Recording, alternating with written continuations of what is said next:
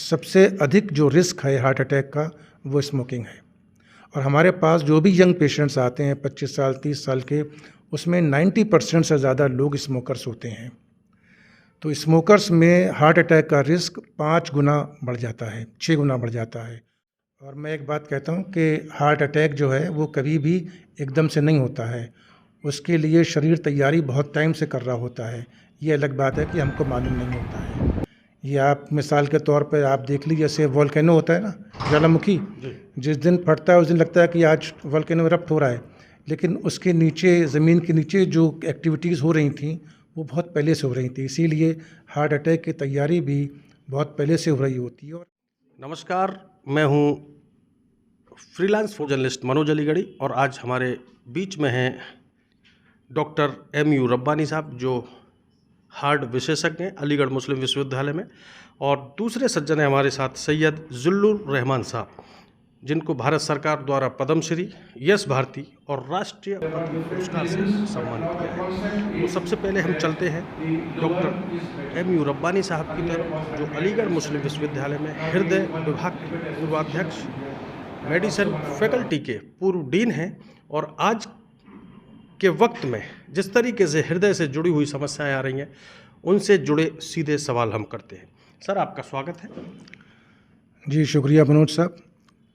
Sir, आज हम देख रहे हैं शहर, प्रदेश और देश भर में हार्ट अटैक के पेशेंट बहुत तादाद में हमें देखने को मिल रहे हैं। जिस भी हॉस्पिटल में जा रहे हैं वहाँ अक्सर हार्ट अटैक की समस्याओं का सामना करते हुए लोग देख रहे हैं। सर, पहला सवाल है, हार्ट अटैक के सर क्या लक्षण हैं? सर देखिए, ऐसा है कि जो आपने कहा कि हार्ट अटैक की समस्या, आज हार्ट अटैक की समस्या बहुत बड़ी समस्या है।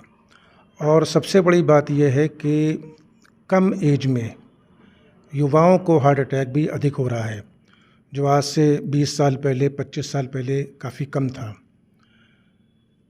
हम देख रहे हैं कि जो 25 साल, 30 साल, 35 साल की उम्र में है, उनको भी हार्ट अटैक हो रहा है। उसकी बहुत सी वजह हैं, उसको डिस्कस करेंगे। जहाँ तक आपने लक्षण की बात की, तो देखिए, हार्ट अटैक का जो सबसे अहम और सबसे प्रमुख लक्षण होता है वो होता है चेस्ट पेन, सीने में दर्द होना। लेकिन हर सीने में दर्द होना हार्ट अटैक नहीं होता है। आम तौर पे सीने में दर्द होता है और दोनों हाथों में भी आ सकता है वो दर्द, और उस दर्द के साथ कुछ सांस फूलना, पसीने आना, इस तरह की प्रॉब्लम भी हो सकती हैं।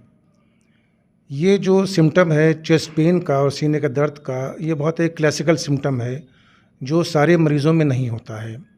मिसाल के तौर पर जैसे डायबिटिक्स हैं या ज़्यादा एज के लोग हैं, तो उसमें कोई ज़रूरी नहीं कि उनको जो है वो चेस्ट पेन हो या सीने में दर्द हो, इसीलिए हम उनको साइलेंट MI कहते हैं। तो ऐसे पेशेंट्स में बेहतर ये होता है कि, और इसी तरह से इसीलिए इन पेशेंट्स में अक्सर हार्ट अटैक की डायग्नोसिस मिस हो जाती है। तो जैसे आपने कहा लक्षण, तो मेन लक्षण तो सीने में दर्द हो गया, सांस फूलना हो गया, पसीने हो गए। लेकिन जो कैटेगरी कुछ और पेशेंट्स की है, ख़ास तौर से डायबिटीज़ के पेशेंट्स हैं, उन्हें अगर कोई भी ऐसी बात लगती है, कोई ज़रूरी नहीं कि वो चेस्ट पेन हो, हल्का सा भी सांस फूल रहा है या कोई ऐसा सिम्टम लग रहा है जो पहले नहीं था, उनको वीकनेस लग रही है, तो बेहतर ये होगा कि वो उस वक़्त जाएं और अपना चेकअप कराएं।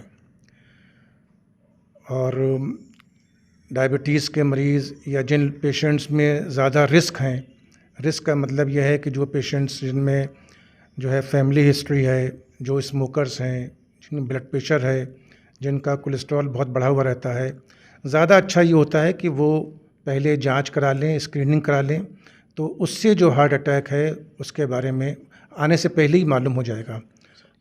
डॉक्टर MU रब्बानी साहब, जो हार्ट विशेषज्ञ हैं अलीगढ़ मुस्लिम विश्वविद्यालय में। और दूसरे सज्जन हैं हमारे साथ सैयद जुल्लुर रहमान साहब, जिनको भारत सरकार द्वारा पद्मश्री, यश भारती और राष्ट्रीय पति पुरस्कार से सम्मानित किया है। तो सबसे पहले हम चलते हैं डॉक्टर MU रब्बानी साहब की तरफ, जो अलीगढ़ मुस्लिम विश्वविद्यालय में हृदय विभाग के पूर्वाध्यक्ष, मेडिसिन फैकल्टी के पूर्व डीन हैं और आज के वक्त में जिस तरीके से हृदय से जुड़ी हुई समस्याएं आ रही हैं, उनसे जुड़े सीधे सवाल हम करते हैं। सर, आपका स्वागत है। जी शुक्रिया मनोज साहब।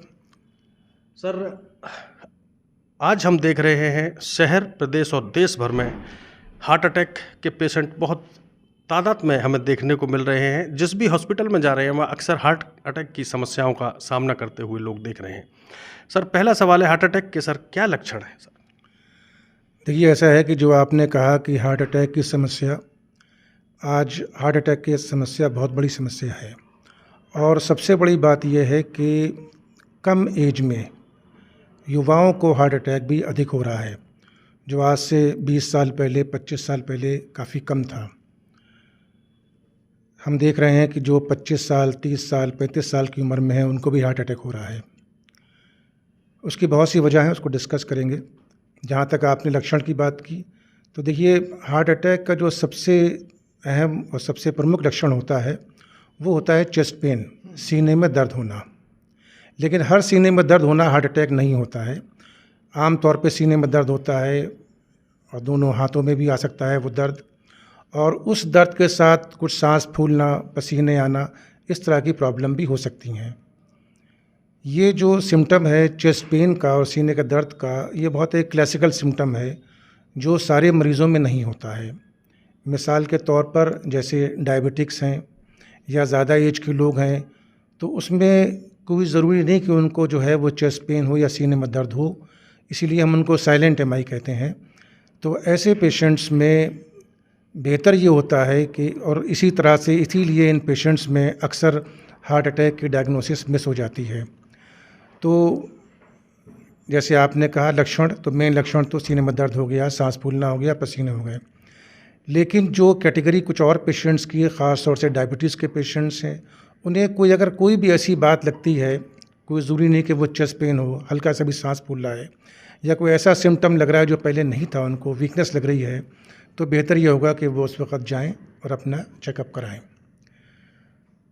और डायबिटीज़ के मरीज़ या जिन पेशेंट्स में ज़्यादा रिस्क हैं, रिस्क का मतलब यह है कि जो पेशेंट्स जिनमें जो है फैमिली हिस्ट्री है, जो स्मोकर्स हैं, जिनमें ब्लड प्रेशर है, जिनका कोलेस्ट्रॉल बहुत बढ़ा हुआ रहता है, ज़्यादा अच्छा ये होता है कि वो पहले जांच करा लें, स्क्रीनिंग करा लें, तो उससे जो हार्ट अटैक है उसके बारे में आने से पहले ही मालूम हो जाएगा। और मैं एक बात कहता हूँ कि हार्ट अटैक जो है वो कभी भी एकदम से नहीं होता है, उसके लिए शरीर तैयारी बहुत टाइम से कर रहा होता है। ये अलग बात है कि हमको मालूम नहीं होता है।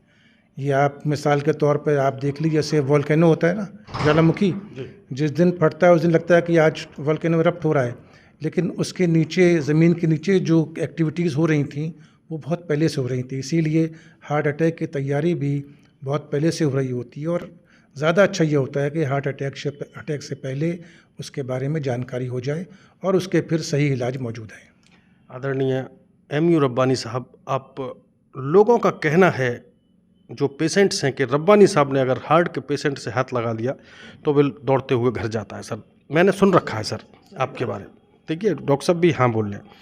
सर, एक सवाल और उठता है कि जो मदिरा पान या बीड़ी सिगरेट या गुटखा खा रहे हैं, क्या उनको भी हार्ट अटैक की आम व्यक्तियों के मुकाबले संख्या अधिक होती है या कम रहती है सर?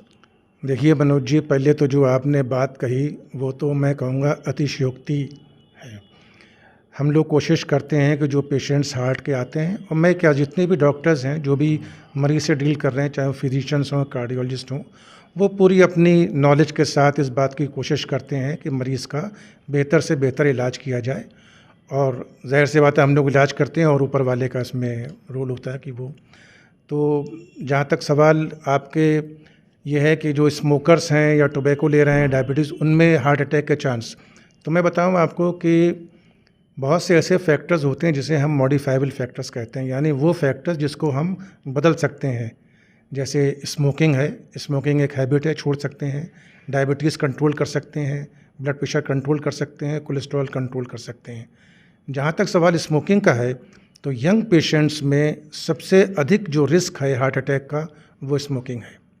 और हमारे पास जो भी यंग पेशेंट्स आते हैं 25 साल 30 साल के, उसमें 90% से ज़्यादा लोग स्मोकर्स होते हैं। तो स्मोकर्स में हार्ट अटैक का रिस्क 5 गुना बढ़ जाता है, 6 गुना बढ़ जाता है। और हार्ट अटैक के अलावा स्मोकर्स में सडन कार्डियक डेथ, यानी एकदम से अचानक मौत हो जाना हार्ट अटैक से, ये भी काफ़ी कॉमन होता है। डायबिटीज़ है, ब्लड प्रेशर है, इनसे भी हार्ट अटैक का रिस्क बढ़ता है।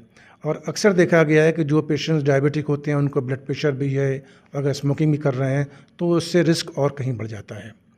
अल्कोहल का जहाँ तक आप सवाल कर रहे हैं, तो अल्कोहल लेने से न सिर्फ हार्ट पे बल्कि जिस्म के दूसरे हिस्सों पे भी उसका बुरा असर पड़ता है, ख़ासतौर से लिवर वगैरह पे। जो सर गुटखा मुंह में चबाए रहते हैं दिन रात, गुटखा गुटखा गुटखा, उनका क्या असर हो रहा है सर? देखिए, मैं जो बात टोबैको की बात कर रहे हैं हम लोग, जो स्मोकिंग है वो एक तरह है, और जो गुटखा वगैरह ये कहलाता है स्मोकलेस टोबैको। तो जो स्मोकिंग का नुकसान है वही गुटखे का और तंबाकू का नुकसान है। तो तंबाकू को किसी फॉर्म में लिया जाए वो नुकसान, बल्कि इंडिया में अगर आप देखें तो हर साल 1.35 मिलियन डेथ्स होती हैं टोबैको की वजह से, जिसमें से स्मोकिंग से डेथ जो है वो 10-12% हैं।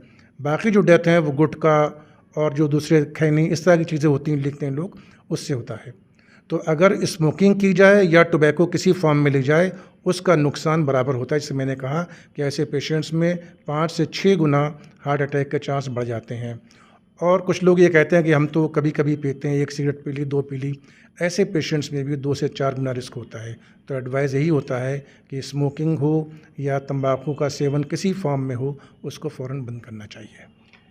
देखिए डॉक्टर साहब, इतने अथाह सागर हैं ज्ञान के, हार्ट के स्पेशलिस्ट माने जाते हैं कि मेरे सवाल से पहले ही सारे जवाब दे रहे हैं। लेकिन चूंकि डॉक्टर साहब का सहयोग है और समय दिया सर ने, और मुझे बहुत अच्छा लग रहा है कि मैं आम जनों को जागृत करने का प्रयास कर रहा हूँ।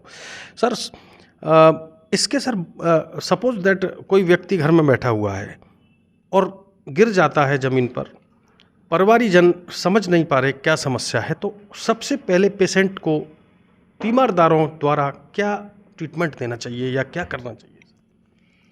देखिए, जैसा आपने कहा कि अगर किसी को हार्ट की समस्या होती है, जैसे आपने कहा कोई गिर जाता है, तो गिरने की वजह तो बहुत सी होती हैं। गिरने का मतलब बेहोशी हो रही है, वो हार्ट की भी हो सकती है और ब्रेन का भी स्ट्रोक हो सकता है।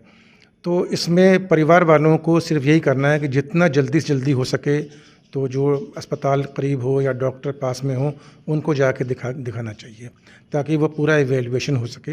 इस तरह के मरीज़ों का घर पे कोई भी इलाज पॉसिबल नहीं है।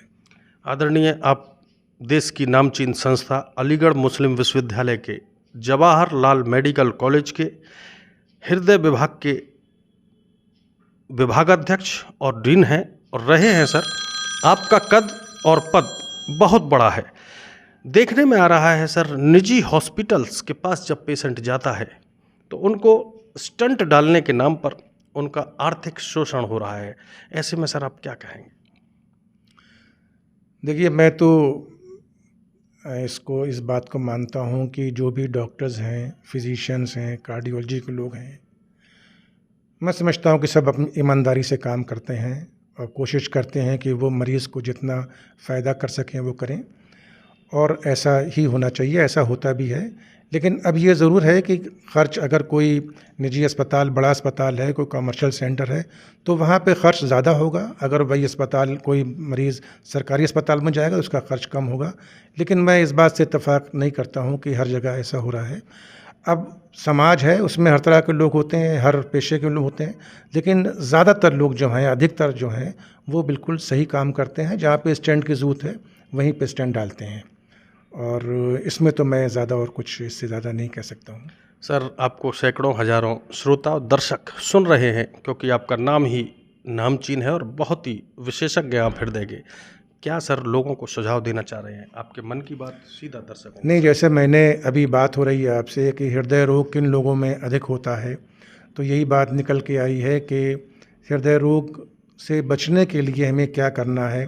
तो जो डायबिटीज़ के मरीज़ हैं वो डायबिटीज़ कंट्रोल रखें, अपनी ब्लड प्रेशर के पेशेंट ब्लड प्रेशर कंट्रोल रखें, अपना कोलेस्ट्रॉल चेक कराएं, और कोलेस्ट्रॉल खान पान से, टहलने से, वॉक करने से, और नहीं होता है फिर दवाओं से कंट्रोल होता है। और मानसिक तौर पे अपने आप को प्रसन्न रखें, क्योंकि अगर बहुत ज़्यादा डिप्रेशन होता है, एंग्जाइटी, तो वो भी सही नहीं होता है हार्ट के लिए। संतुलित आहार लें और अल्कोहल वगैरह ना लें तो बेहतर है। तो ये चीज़ें बचाव की हैं, जो एक अच्छी जीवन शैली के नियम हैं, उसको पालन करें तो ठीक रहेगा। एक छोटा सा सवाल और, आहार की बात आई है। सर, बहुत से लोग नॉनवेज के ज़्यादा शौकीन होते हैं, रोज़ाना नॉनवेज पसंद करते हैं। ये भी दावत हो सकती है हार्ट अटैक के लिए?